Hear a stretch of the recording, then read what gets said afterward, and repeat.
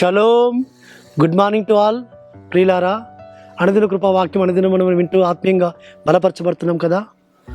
మనం విన్న వాక్యము అనేకులకు తెలియపరచబడినట్లుగా మన ఫోన్లలో స్టేటస్లు పెట్టుకుందాం. ఆ వాక్యాన్ని విందాం. విన్న తర్వాత సబ్స్క్రైబ్ చేయని వాళ్ళు సబ్స్క్రైబ్ చేయండి. అదే మరిగా దాన్ని లైక్ చేయండి. లైక్ చేసినట్లయితే అనేకులకు కూడా అది తెలియపరచబడుతుంది, అనేకులకు నోటిఫికేషన్స్గా వెళుతుంది. కాబట్టి ఈ విధంగా మనం వాక్యాన్ని అనేకులకు తెలియపరచబడానికి కొరకు మనవంతు సహాయం, చిన్న సహాయము, సబ్స్క్రైబ్ చేసుకుందాం, దాన్ని లైక్ చేద్దాం, ఆ వాక్యాన్ని మొత్తం విందాం. విన్న తర్వాత ఇంకా అనేకులకు గ్రూపులలో పంపిద్దాం, అనేకులకు పర్సనల్గా కూడా పంపిద్దాం. అట్టి విధంగా సహాయం చేసినట్లయితే మన యవనస్తులు ఎంతో ప్రయాసపడుతున్నారు, వారు కూడా ఎంతో సంతోషిస్తారు. మేము పడుతున్న ప్రయాస పరమతను ఫలమిస్తున్నాడు. అనేక మంది వాక్యం వింటున్నారు, ఆత్మీయంగా బలపరచబడుతున్నారు, ఆత్మీయంగా మేలు పొందుకుంటున్నారని వారిలో ఇంకా ఎంకరేజ్మెంట్ కలుగుతుంది. మనం కూడా అటు విధంగా మన యవనస్తులను ఎంకరేజ్మెంట్ చేసే విధానంలో మనం సహాయపడదాం. పరమతండ్రి అట్టి కృప మనకు తోడుగా ఉంచునుగాక.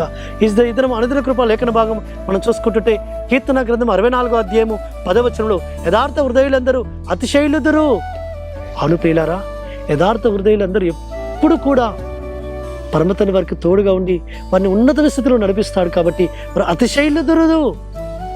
యథార్థ హృదయాలను బలపరచడానికి యెహోవా కనుదృష్టి లోకమంతటా సంచారం చేయుచున్నది.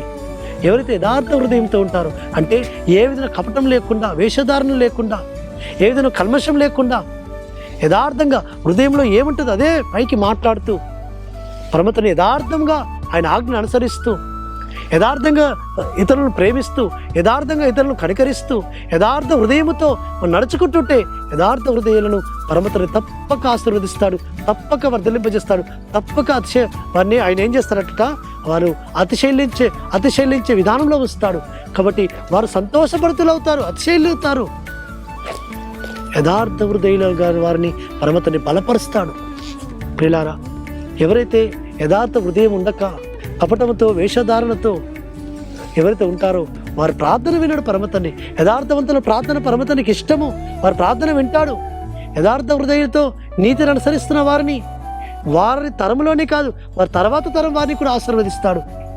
పరమతన్ని సన్నిధిలో వారు ఆస్వాదింపబడడం కాదు, వారి తర్వాత తన్ని ఆశ్రయించే విధానంలో వారు అట్టి విధంగా వారు ఉన్నతంగా ఆస్వాదింపబడిన స్థితిలో ఉంటారు. ప్రియులారా, అట్టి కృప పరమతండ్రి మన జీవితాల్లో అనుగ్రహించును గాక. ప్రార్థన చేసుకుందాం. పరలోకందరమ తండ్రి, సర్వోన్నత జీవాధిపతి, యథార్థ హృదయాలను వర్ధలింపజేసేవారు నాయన, యథార్థ హృదయాలు అతిశైలుతున్నాం నాయన. అటుగా మేము అతిశైలించుటకు మా అతిశయ కారణం మీరేనని మేము యథార్థ హృదయంతో ఉండడానికి సాయం చేయమని ప్రార్థిస్తూ, మహారక్షకుడు విమోచకుడు నజరేయుడైన యెహోవామి సతిపరిశుద్ధమైన నామమున స్తుతించి ప్రార్థించి వేడుకుంటున్నాము తండ్రి, ఆమేన్. సర్వోన్నతుడు సర్వాధికారిని యెహోవామి కృపా కనికరము నిరంతరం తోడుగా ఉండి ఆయన మనం బలపరచును గాక. ఆమేన్.